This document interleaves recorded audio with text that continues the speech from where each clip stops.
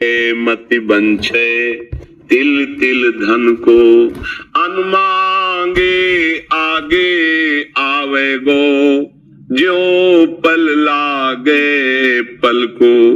स्वामी जी महाराज कह रहे कि मति बंछे रे तिल तिल धन को। क्यों सोच रहा है?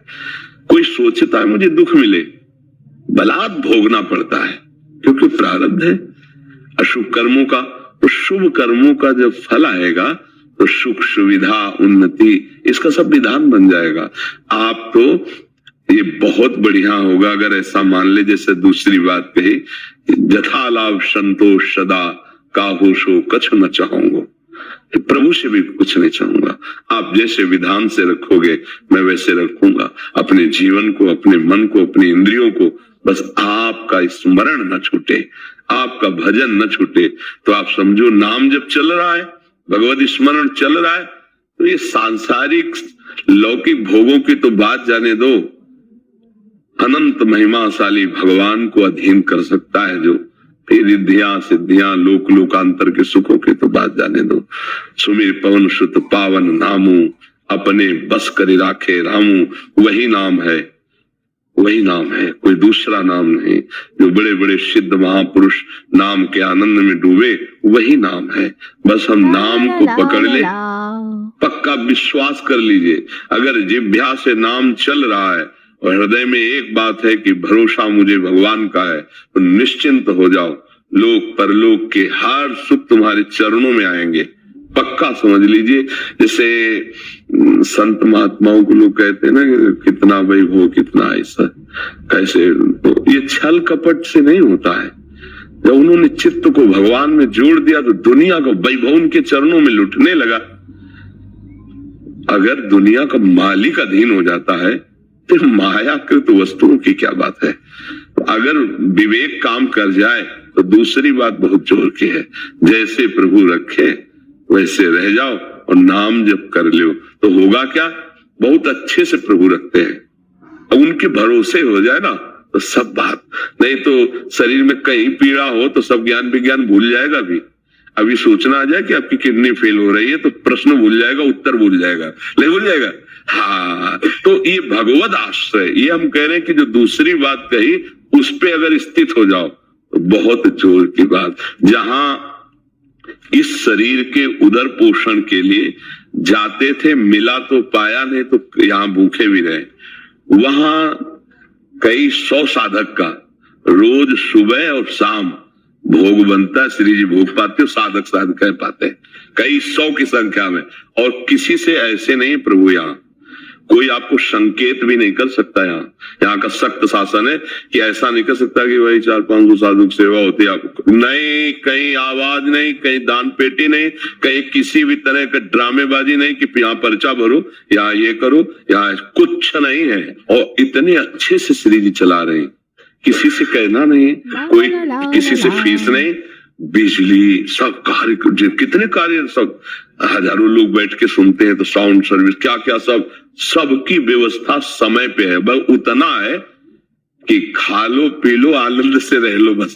हाँ, साईं उतना दीजिए जहां में कुटुंब सब आए और मैं भी भूखा ला रहा हूं, साधु लोग, बस वैसे ही चला है। जहां जिस समय जो आवश्यकता होती है वो उतना ही प्रभु भेज देते, वैसी व्यवस्था प्रभु चल जाती है।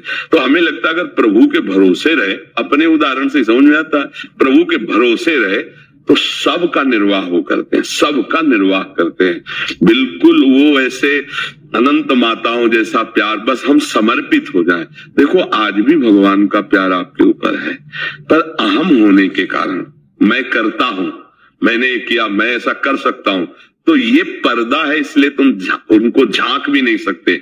और अगर ये अहम समर्पित हो जाए तो आप ऐसे देखोगे कि हर समय प्रभु हैं, वही करवा रहे, हर व्यवस्था, हर सोच, हर क्रिया बहुत आनंदमय हो जाएगी।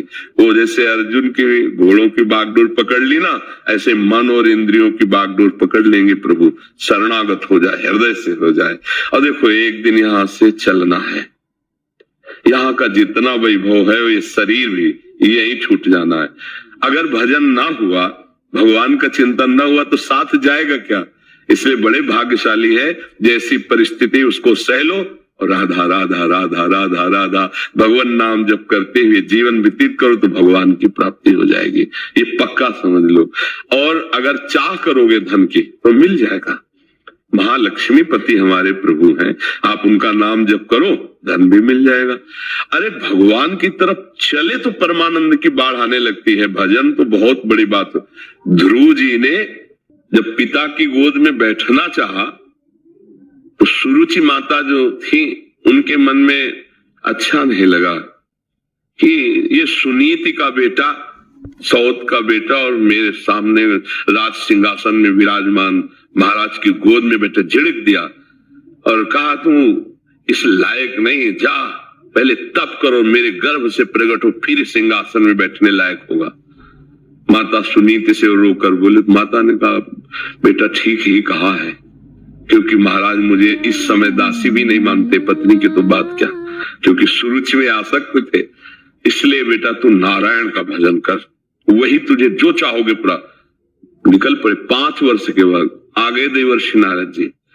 बेटा किस लिए तुम जा रहे हो? देखो समझना, अभी भजन नहीं हुआ, किस लिए जा रहे हो? ऐसा ऐसा ऐसा।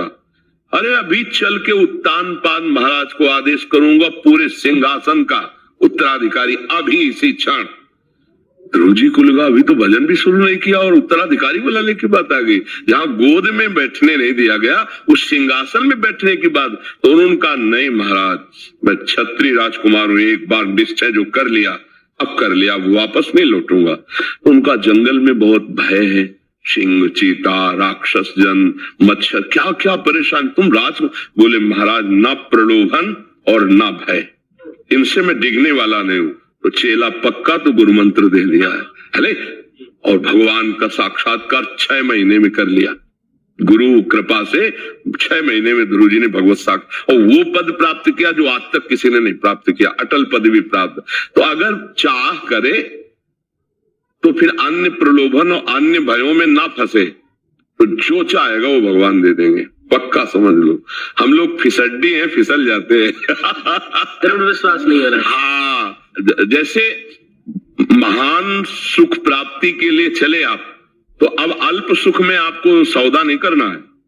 अगर सिंहासन में बैठने की बात में सौदा हो जाता तो अटल पदवी नहीं मिलती। तो भूमा सुख का, भगवत सुख का, भगवत कृपा पात्र कभी सौदेबाजी में नहीं फंसता। माया सौदा करती, ये भोग लो, ये ले लो, ये देख लो, ये सूंघ लो, ये छू लो, ये बन जाओ, ये उपाधि ले लो।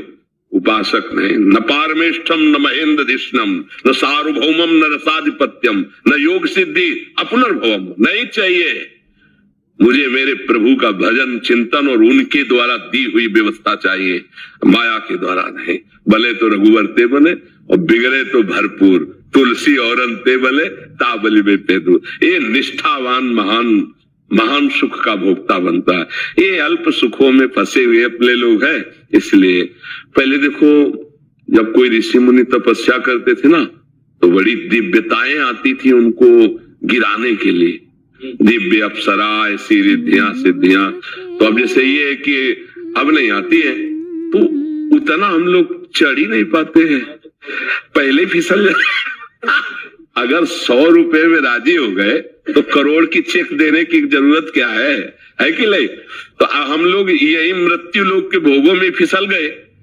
तो अब देवलोक के या दिव्य सिद्धियां या ऐसे दिव्य चमत्कार हृदय में प्रकट हो, अगर हम निष्ठा से बने रहें तो कोई भी परास्त नहीं कर सकता, सीधे भगवान आएंगे।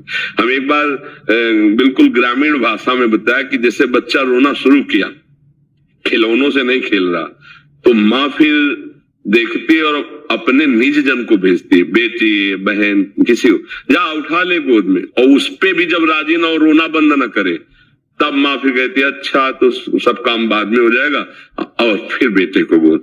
ऐसे जब कोई भगवत मार्ग में चलता है संसार के खिलौने छोड़ करके, तो भगवान उसके आगे दिव्यताएं भेजते हैं, दिव्य भोग।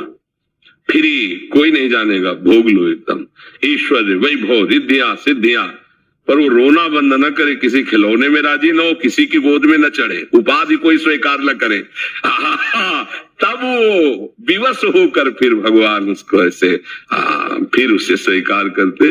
बहुत सुंदर विचार है। पहला वाला तो ठीक कम है, दूसरा वाला बहुत जोर का है कि हमें जैसे रखोगे वैसे हम रहेंगे, तो बहुत अच्छे से रखेंगे। ये हमारा निर्णय सब संतों का अनुभव। भगवान कदम कदम पर के उनकी सुरक्षा व्यवस्था सबकी करते, और आप लोगों की भी करते हैं, पर आप इसलिए नहीं समझ पाते कि कर्ता भाव में है। अहंकार होने के कारण आपको लगता है कि मैंने किया, ये समझ नहीं पाते। मलिन हृदय हो गया तो अब क्या होता है कि वो फिर इस बात को दूसरी तरह पेश करता है।